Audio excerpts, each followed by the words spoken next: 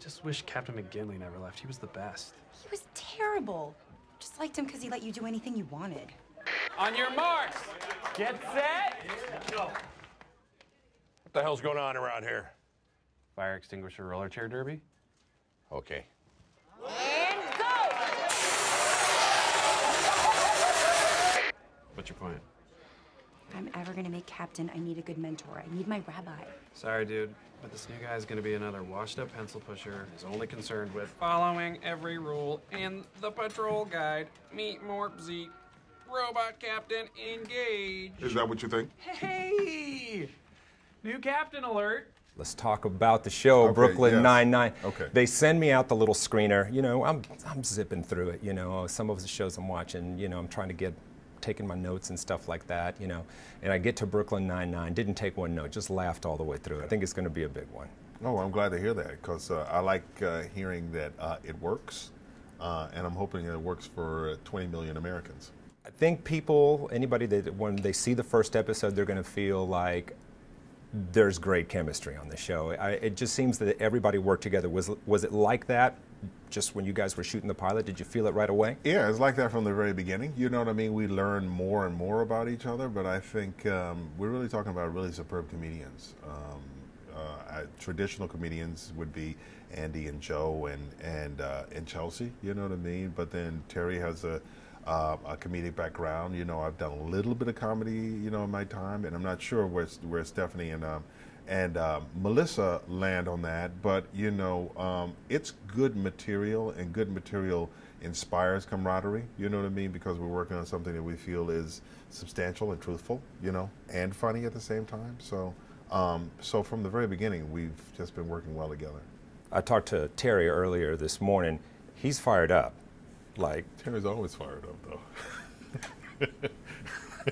There's a lot of energy coming off of this man. It is, isn't that right? He's actually, you know, it's wonderful. I was asking him yesterday about all these training techniques because he has an incredible physique. You know what I mean? He says, "Well, you don't need to do all that stuff." And so he was laying out for me. I said, "How do I get that V? How do I do this?" And so, you know, it's almost like evangelical. I mean, he's just totally into improving himself, you know, and finding out what everybody needs for the next level. He's a very giving person, you know what I mean? It's wonderful to be around him.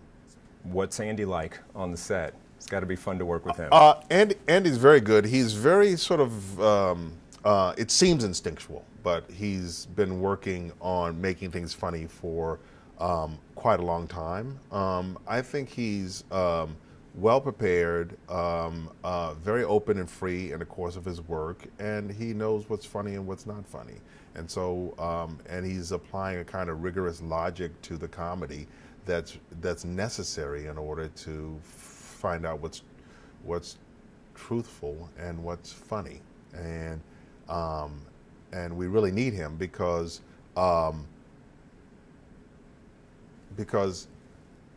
it can't be made funny later on. It has to be acknowledged that it is or is not working today, and everybody needs to be a part of that. So Andy is one of our leaders in acknowledging it is working or is not working. And then behind the camera, there's a director and our writers and Dan and Mike. And so all of this is joined together to be this really wonderful team who makes the comedy happen truthfully right now, as opposed to hijinks and noises, you know what I mean, and stuff that pranks up other kind of comedies. You know, it seems to be coming from a truthful, centered place. You know, and Andy is the catalyst for that.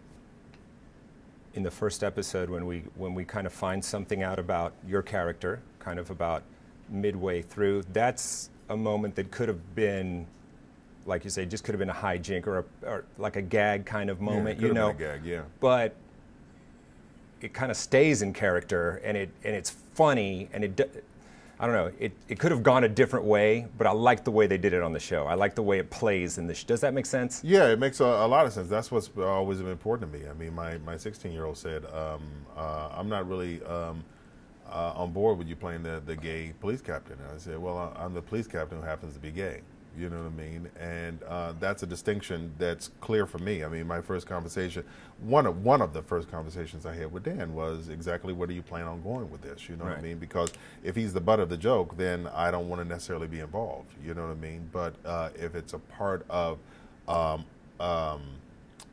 a complex character, then it's entirely appropriate. So he says, he reassured me that it's not about you wearing pink hot pants and singing YMCA. It's not a part of a caricature. So, right. you know, I have to trust that. You right. know what I mean?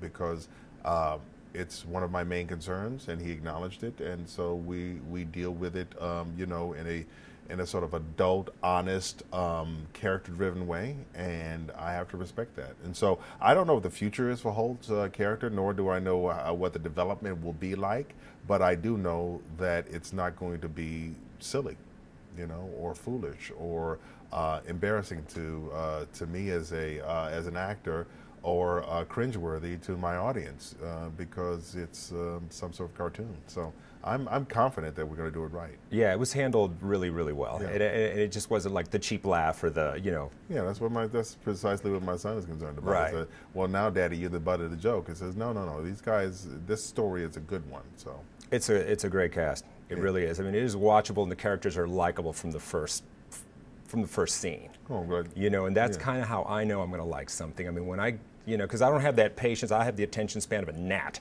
You know, I'm not going to say, well, let's see, I'm 5 episodes in. Will I still be, am I going to continue to invest in this show? Working. Yeah. Right. And right off the bat, you know, you can feel that kind of magic there, I think. Well, that's what I mean about these guys acknowledging either it is funny or it's not funny. There's no time to wait for it to become funny. We're going to deal with it right now. And so you have to respect that kind of leadership.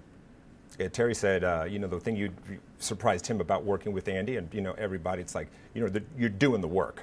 There's a lot of these, these are serious people, very serious about the craft that they're involved in right now. Oh, yeah, I learned a lot by watching these guys. I learned a lot. I mean, comedians are searching for the same truthful core that we as tragedians are searching for. And so, You're going to make me look up that word. Maybe. I hope I used it correctly. We're all looking for the same core, and so by watching the comedians do it, I learned a different way to get to the heart of the matter again and again. So, best of luck. I can't wait to see the season. Pleasure to meet you.